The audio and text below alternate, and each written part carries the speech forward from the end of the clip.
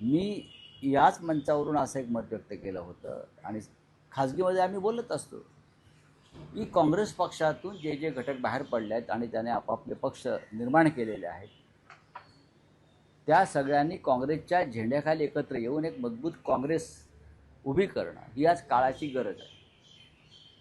मी नावं घेतली, मग तृणमूल काँग्रेस असेल, महाराष्ट्रामध्ये राष्ट्रवादी काँग्रेस पक्ष असेल.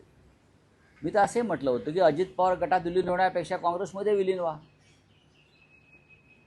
हा काय अजित पवार गटामध्ये विलीन होण्यापेक्षा तेव्हा बोललो आहे मी, आता त्यांचा विषय संपला, की राष्ट्राच्या मुख्य प्रवाहात सामील व्हायला पाहिजे. जसं तेलंगणामध्ये काही काँग्रेसचे घटक वेगळे झाले, त्यानंतर ओरिसामध्ये बिजू जनता दलामुळे काँग्रेसवालेच आहेत. असे अनेक घटक आहेत जे काँग्रेस पक्षातून बाहेर पडले. त्या सगळ्यांनी काँग्रेसच्या झेंड्याखाली एकत्र येऊन एक मजबूत काँग्रेस, देशाला नेतृत्व देणारी, याच्यामध्ये सहभागी व्हावा असं मी माझं मत व्यक्त केलं.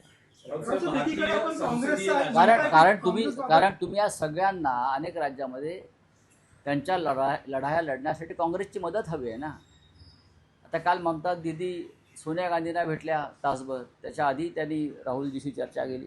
प्रत्येकाला काँग्रेसचं सहकार्य हवं आहे, काँग्रेसमधून बाहेर पडलेल्या पक्षांना किंवा नेत्यांना.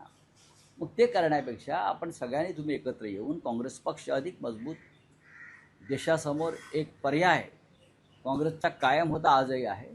तर या पद्धतीनं सगळ्यांनी विचार केला पाहिजे असं माझं मत होतं. आणि ते त्या संदर्भात माझ्या माहितीप्रमाणे काँग्रेस पक्षात आणि इतर काही घटक पक्षामध्ये त्या संदर्भात विचार सुरू आहे.